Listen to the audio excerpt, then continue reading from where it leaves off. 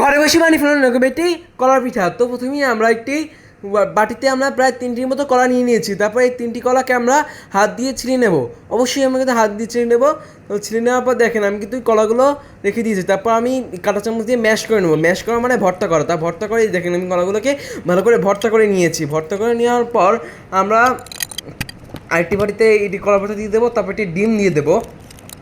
ডিমটা আমরাকে ভালো করে করব। তারপর আমরা চিনি দিয়ে দেবো। তারপর চালের গুঁড়ো দিয়ে তারপর ভালো করে মিশাবো। তারপর আমরা লবণ দিয়ে দেবো। লবণ স্বাদ মতো নেবেন। তারপর আমি দিয়ে দিলাম দুধ।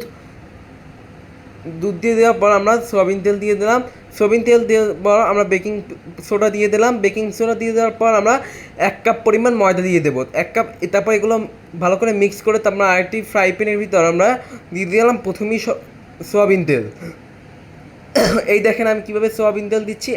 আপনারা কিন্তু এভাবেই সয়াবিন তেল দিবেন। আমি একটু অসুস্থ দেখে আমার একটু মতো অসুবিধা হচ্ছে। তারপর আমি দেখেন আমি কি মিক্স করে নিচ্ছি। তারপর এটা ভিতরে কিন্তু আঙুল দিয়ে আমি ফুটো করে নিচ্ছি।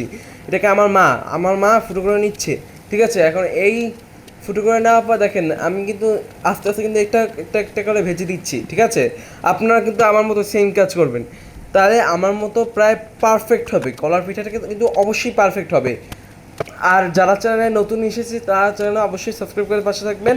তারপর আমি দেখেন আমি কলাগুলোকে চারপাশ কিন্তু ভেজে রাখছি। তারপর ব্যাস হয়ে গেলো আমাদের কলার পিঠা। আর এরকম আরও ভিডিও পেতে আমাদের চ্যানেলটাকে অবশ্যই লাইক অ্যান্ড সাবস্ক্রাইব করে পাশে থাকবেন এবং দেখা হবে পরবর্তী ভিডিওতে। আসসালামু আলাইকুম।